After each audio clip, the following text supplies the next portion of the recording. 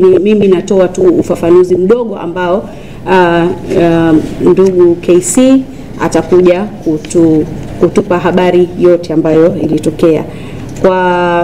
Kwa hayo machache, naomba nimkaribishe ndugu KC, kiongozi wa chama, ili atupe mtiririko mzima wa nini kilitokea na vitu gani ambavyo. Habari ya asubuhi tena ndugu wanahabari. Asanteni kwa kuendelea kuitikia wito wetu.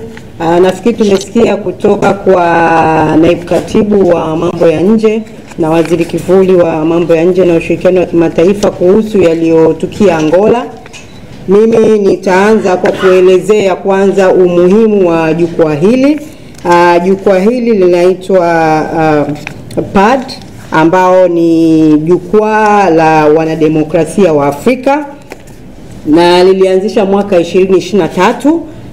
Huu ulikuwa ni mkutano wake wa 3 wa mwaka. Imekuwa ni kawaida kwa wanajukwaa hili kukutana kila mwaka kujadili masuala ya demokrasia katika Afrika, ulimwenguni mote, na masuala kuhusu uongozi kwenye nchi mbalimbali na namna ambavyo tunaweza tukafanya kazi pamoja kushirikiana na kuhakikisha kwamba tunapata haki na demokrasia katika Afrika.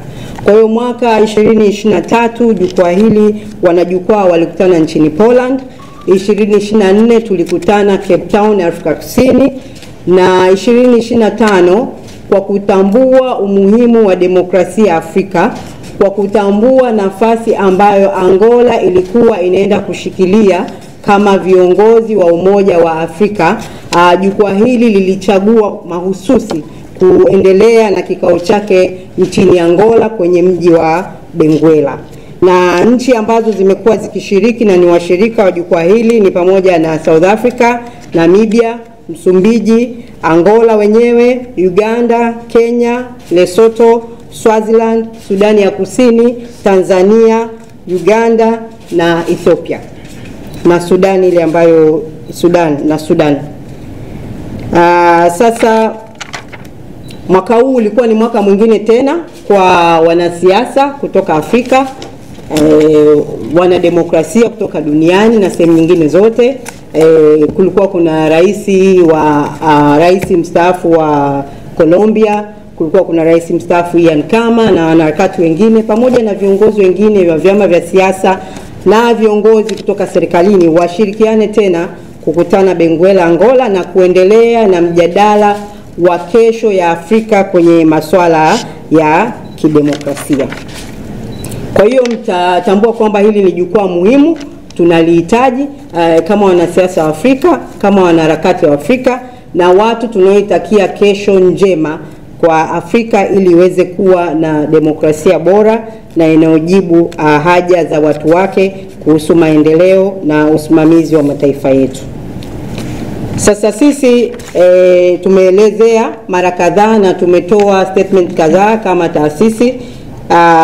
Tunaelekea sasa kwenye wito. Sisi tunatoa wito gani kama ACT Wazalendo kutokana na kadhia hii ambayo mmesikia na ambayo tumeendelea kuifafanua, na baadaye tutampatia nafasi mwenyekiti wa chama aseme kwa upande wake.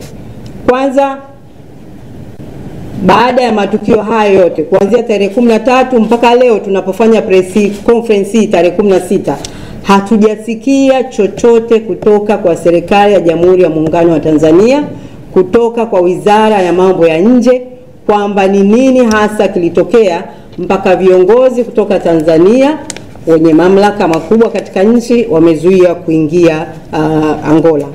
Kwa hiyo tunaitaka serikali itoke hadharani na itoe kauli kuhusiana na tukio hili. Lakini pili, tunaitaka serikali imuite balozi wa Angola nchini Tanzania ili ajieleze kuhusiana na kadhia hii iliyotokea. Wito wetu wa tatu, mmenisikia nimeeleza kwamba Angola sasa ndio wenyekiti walipewa wenyekiti wa Jumuiya ya Afrika AU, na tunajua kazi hii ni ya kusimamia mambo yote yanayoendelea katika Afrika ikiwemo demokrasia, maendeleo ya watu wa Afrika, na tunafahamu kwamba Umoja wa Afrika umesema kwamba mwaka huu kauli mbiu yao ni mwaka wa kutafuta haki kwa Waafrika na watu wenye asili ya Afrika kupitia fidia.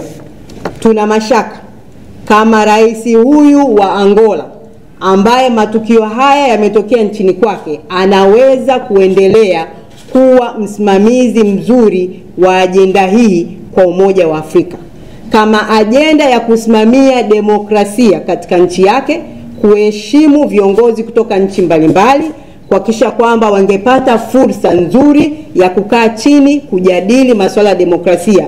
Imeshindikana katika nchi yake, itawezekanaje yeye kuongoza na kusimamia ajenda hii kwenye mataifa yote ya Afrika?